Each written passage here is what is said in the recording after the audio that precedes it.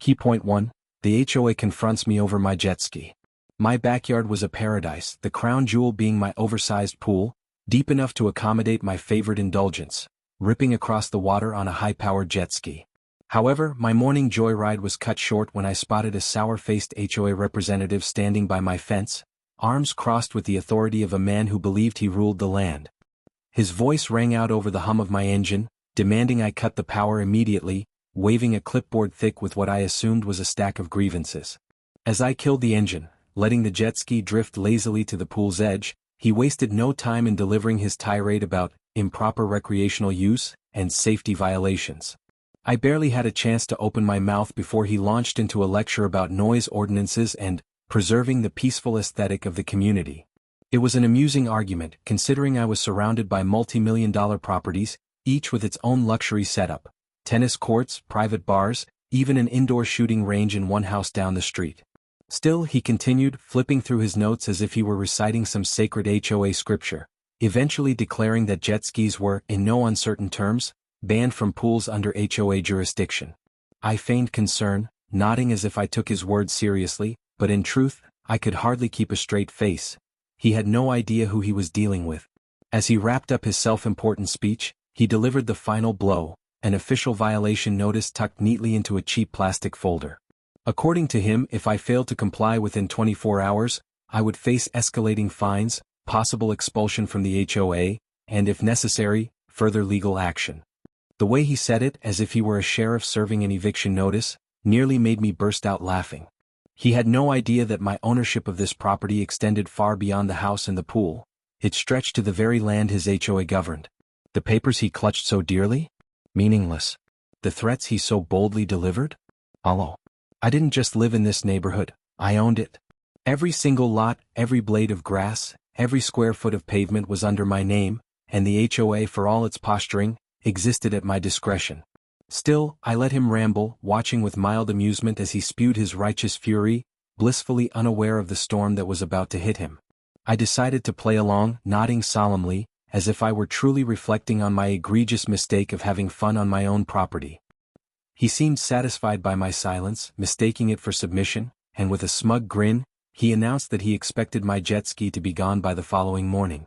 As he turned on his heel and strutted away, I leaned back on my jet ski, letting out a slow, deliberate sigh.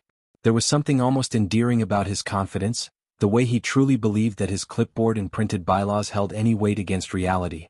It had been a while since I'd been challenged like this, and I found myself almost looking forward to what would come next. The moment the gate clicked shut behind him, I grabbed my phone and made a single call to my legal team. Within minutes, a flurry of emails was sent, files were opened, and a full-scale counteroffensive was put into motion. If the HOA wanted to play hardball, they were about to find out just how unprepared they were.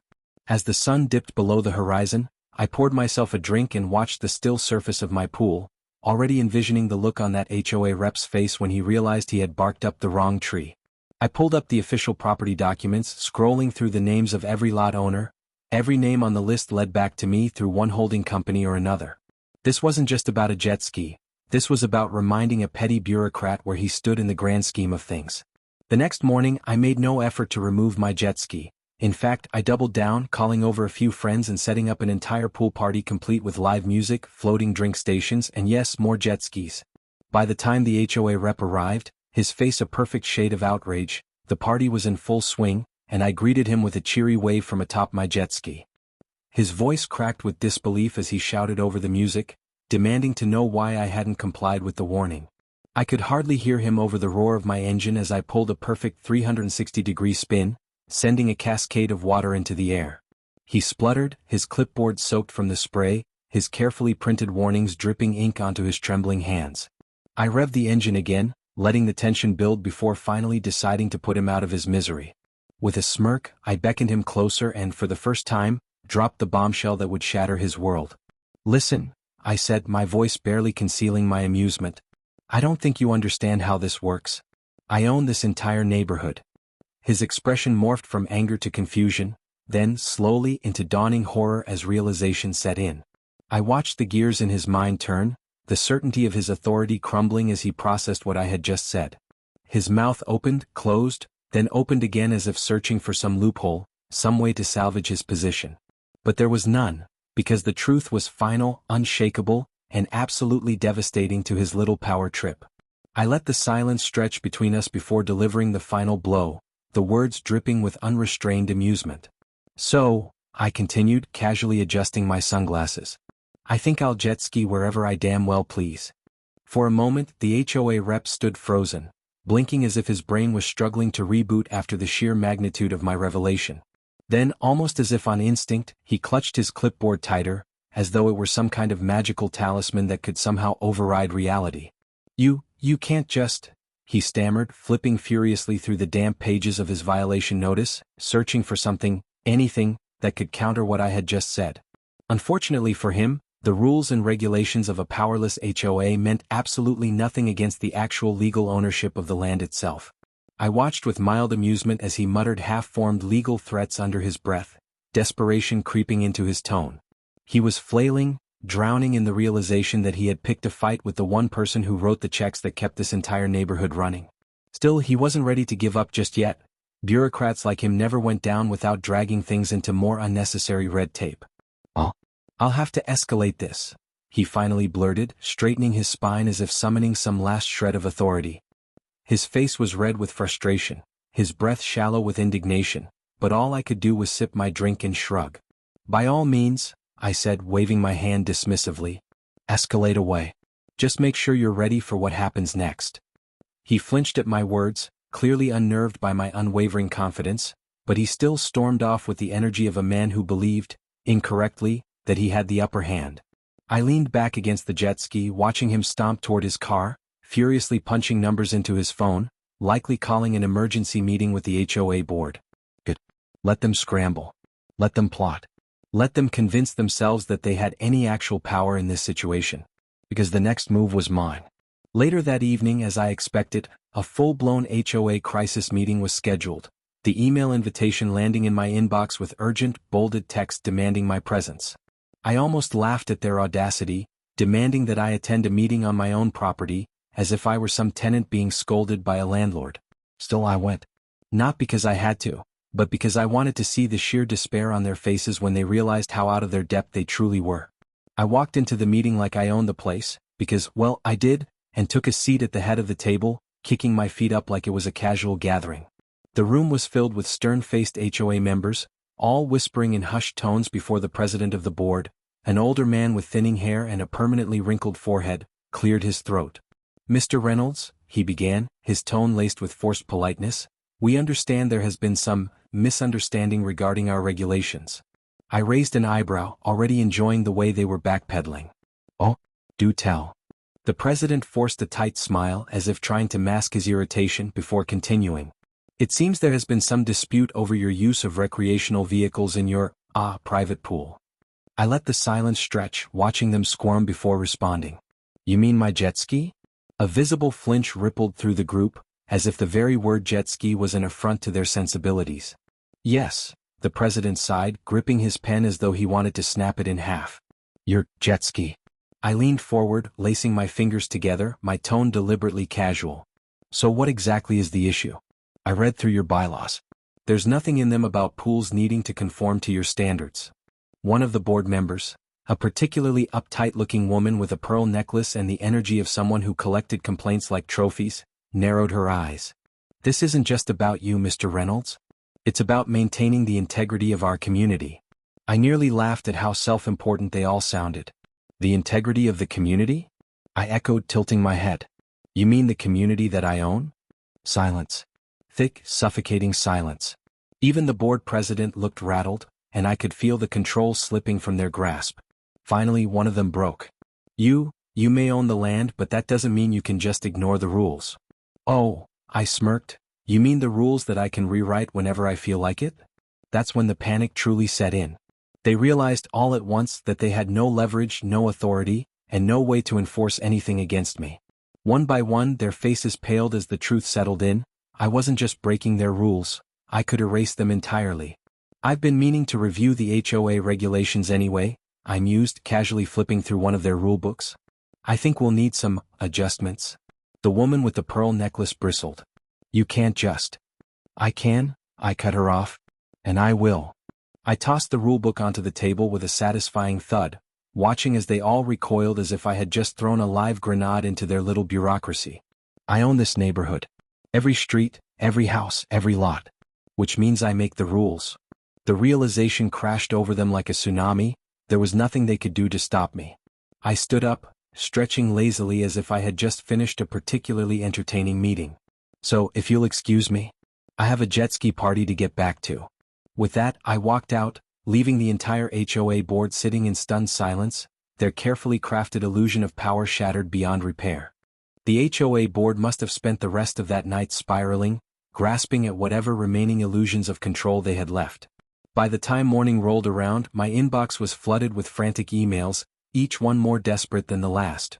Requests for a civil discussion, appeals to neighborhood unity, and even a last-ditch plea to find a reasonable compromise.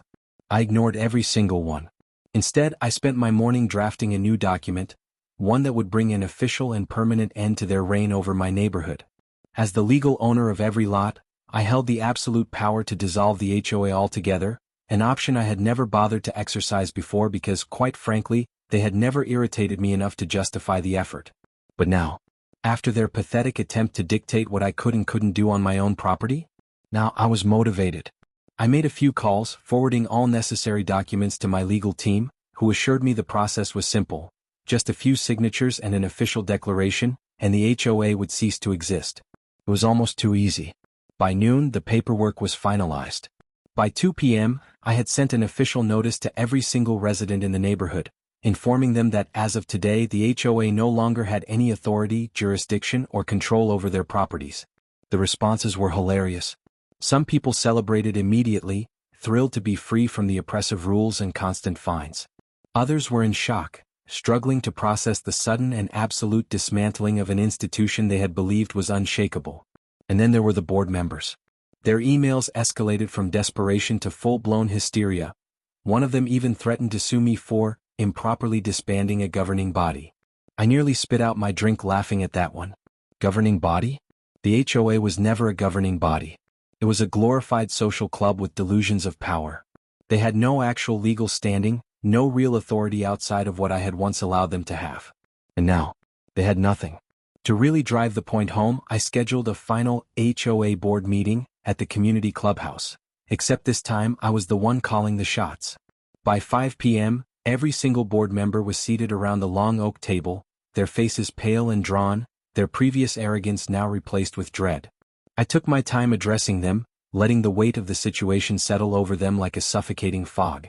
I assume you've all read my notice, I said casually, flipping through my copy of the signed dissolution agreement. The HOA president, his forehead more wrinkled than ever, nodded stiffly. This is highly irregular. You can't just. I can, I cut him off, barely concealing my amusement. And I did. Murmurs of disbelief rippled through the room, but no one had the guts to challenge me outright. I leaned back in my chair, tapping a finger against the table. Let's make something very clear. This HOA existed because I allowed it to exist. That privilege. I shrugged. Gone. Pearl necklace woman finally snapped. You're destroying the community, she hissed, hands clenched into fists. Do you even understand what you've done? I raised an eyebrow. Yeah. I freed everyone from pointless restrictions, arbitrary fines, and your power-hungry nonsense. The HOA president wiped a hand down his face, as if physically exhausted by the reality closing in on him. This isn't just about rules, he muttered. It's about order. Structure. We keep things organized. I grinned. Oh, don't worry. Things will still be organized, just without the part where you get to fine people for parking their cars 3 inches over a line. Silence.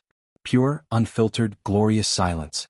I stood up, giving them all a slow, satisfied look. So, consider this your official notice. The HOA is finished. You no longer have any authority here. No more rules, no more regulations. No more board. I let the words sink in before delivering the final blow. Oh, and if any of you try to enforce HOA rules after today? I smiled. I'll have you removed from the neighborhood entirely. Remember, I own everything. The HOA president looked like he wanted to cry. Pearl necklace woman actually gasped. The meeting ended with a whimper. One by one they stood and left, their once mighty rule reduced to nothing but a distant memory. I walked out feeling lighter than ever. By the time I got home, a celebration was already underway. The moment word had spread that the HOA was officially dead, the neighborhood had exploded into life. People were grilling in their front yards, setting up their own decorations and blasting music without fear of fines. A group of kids were racing bikes through the streets, their laughter ringing out like a battle cry of freedom. The best part? My pool was now the official party zone. I cranked up the music, grabbed a fresh drink and fired up the jet ski once more, sending a towering spray of water into the air. The crowd cheered. I had won. No more fines. No more restrictions. No more self-important bureaucrats pretending they had control over my property. For the first time in years, my neighborhood truly belonged to the people who lived in it. And as I sped across the water, feeling the rush of adrenaline and victory, I knew one thing for certain. This was only the beginning. With the HOA officially buried, the neighborhood was finally free, but I wasn't done yet. For years, people had complained about the ridiculous restrictions, the petty fines, and the general nonsense that came with having a power-hungry board dictating their every move. Now that I had wiped the slate clean, it was time to rebuild the community into something better, something that actually worked for the people who lived in it. The first step was making sure no new HOA could ever take root here again. I worked with my legal team to draft new property agreements that prevented any future homeowners association from forming, ensuring that the nightmare of bureaucracy would never return. No more fines for leaving your trash can out a day late. No more letters demanding that people repaint their houses every 2 years. No more citations for having a mailbox that was the wrong shade of beige. People were free to live their lives however they pleased, and that alone was enough to transform the entire atmosphere of the neighborhood overnight. But I didn't stop there. Since I owned every lot in the neighborhood, I had complete control over how the area was maintained, and I was going to make some serious upgrades. First, I scrapped the outdated community guidelines and introduced a new system, one based on common sense rather than arbitrary restrictions. Instead of nitpicking over meaningless things, we focused on real improvements, better security, cleaner public spaces, and actual community events that people wanted to attend. I invested in renovating the local park, installing new playgrounds, walking trails, and even a small skate park for the kids. I also brought in independent contractors to fix the sidewalks, repave the roads, and add better lighting throughout the entire neighborhood. For years, the HOA had hoarded funds and barely spent a dime on actual improvements, so I made sure every dollar collected went directly into making the area better. As word spread about the changes, more people started reaching out, asking if there were any available homes in the neighborhood. It didn't take long before demand skyrocketed, and the value of the properties surged as people realized they could live in a well-maintained community without the suffocating grip of an overreaching HOA. But the best part? The sense of actual freedom. People started customizing their homes without fear of citations, painting their houses whatever color they wanted, building patios, decks, and landscaping their yards however they pleased. Garage sales popped up on weekends, kids rode bikes freely without being scolded by self-appointed rule enforcers, and neighbors actually started talking to each other instead of just filing complaints. The place finally felt alive. And of course, my pool, now legendary in the neighborhood, became the go-to spot for weekend gatherings. Jet skis, pool parties, barbecues, even an outdoor movie night with a giant inflatable screen, everything that would have made the old HOA board seethe with rage. The former board members, unable to cope with their newfound irrelevance, either moved away or quietly faded into the background, their once ironclad grip on the community reduced to nothing but a bad memory. The most satisfying part was seeing the former HOA president still living here, forced to watch everything he had worked so hard to control slip right through his fingers. Every time I saw him walking his dog, his expression looked permanently set in a grimace, like he couldn't quite accept that the neighborhood was thriving without his endless rules and regulations. It was poetic justice at its finest. Months passed, and what had once been a neighborhood plagued by micromanagement and bureaucracy had transformed into one of the most desirable places to live in the city. Real estate agents now advertised the area as a luxury community with modern amenities and no HOA interference.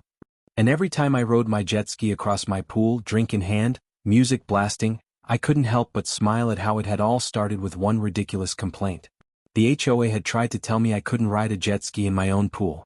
Now, not only was I still doing exactly that, but I had completely reshaped the neighborhood into something better, something that actually belonged to the people who lived in it. It was a perfect reminder of one simple truth.